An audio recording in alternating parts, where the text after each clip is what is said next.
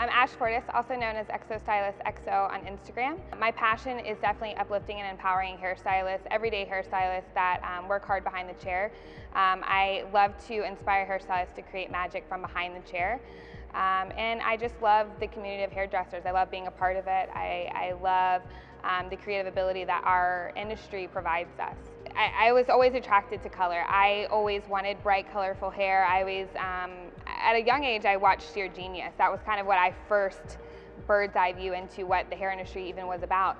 Things like Jonathan Salon, Sheer Genius, Tabitha, and I just remember watching the competitiveness that all the contestants kind of had, all the hairstyles and all the different facets of hair. I enjoy hair color a lot. It's my passion. It's what I feel like I do the best at, but I love all aspects of hair. I love updos, I love styling, I love avant-garde, I love hair shows. So anything that's truly transformative, and I think color has such a power to do that. And it's such a confidence booster for clients that I really enjoy both the bold and the beautiful work that I do.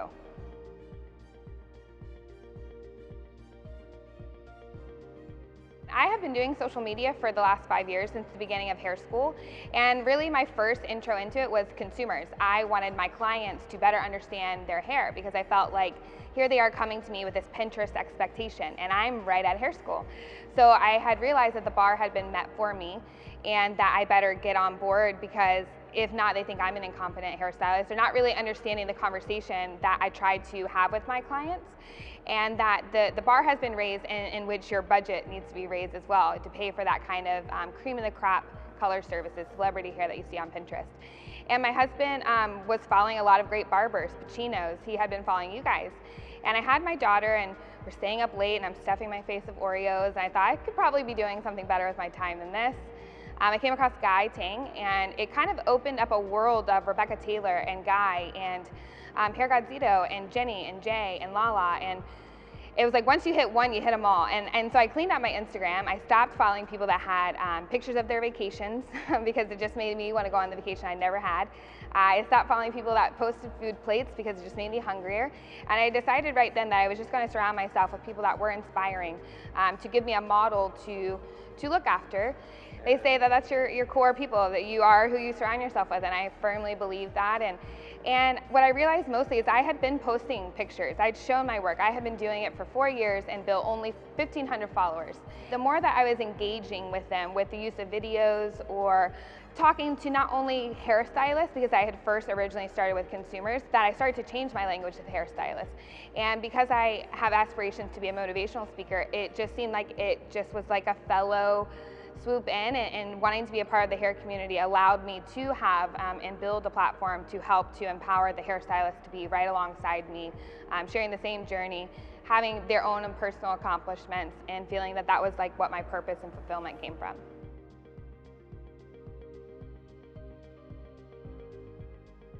My advice would be fearless, be confident. I feel like I do things that people just jaw drop. I do hair marbling, which hasn't been out there just yet. It's something I'm currently working on. And yeah, sure, some of my attendees ask, well, when would you ever have somebody that would want this? I'm like, probably never. I probably would never have someone come in and say, I want hair marbling.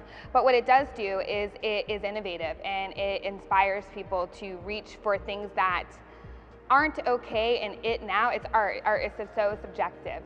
And I feel like with color, what I learned is that you really need a good foundation. I spent time, I graduated with honors from Paul Mitchell, but instead of going right into a salon, I took the time to spend 1.5 years an apprentice at the best salon. I walked away from my interview with them and cried and knew we're about to buckle up these shoelaces, it's about to get real. But then realizing what I needed to do to excel, that whether it was professionalism or the conversations I was having with clients, how my communication with clients was, what the power of a consultation is. And going into color, it was just such key point impacts of formulation, underlying pigments, how to not be so technical. I think if you can bring technical and creative, I think that's like that magical encompass of both. And I think sometimes technical, when I'm teaching, I realize again that you have to cater to 2 ways that people learn, or a couple different ways that people learn. And some people that get so technical, they can't get past primary colors. They can't think about putting green next to purple because for them they're so conflicted, and you realize, well, if you go back to your color wheel and that foundation, you know what accents what and what you can really transform hair into just by knowing such a great foundation and being able to explore your creativity after.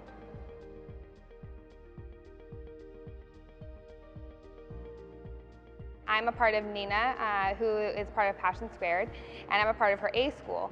And I kind of felt this vulnerability being a little bit of a public figure, if you will, kind of being vulnerable and asking for advice, but I was really struggling.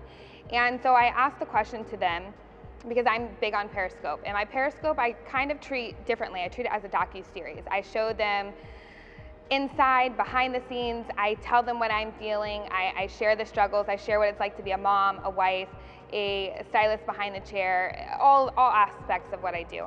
And I was having a hard time because I felt like what I say either invokes great emotion from you, or because I'm saying this is the right way to do it, that sometimes people take it personal and think, oh, I'm not doing that the right way, you know?